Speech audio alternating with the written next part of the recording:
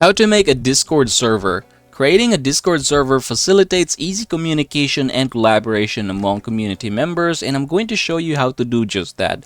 Now you can just go ahead and open your Discord app, and then you can just go ahead and click this one here. It says add a server, and then you're going to click create my own.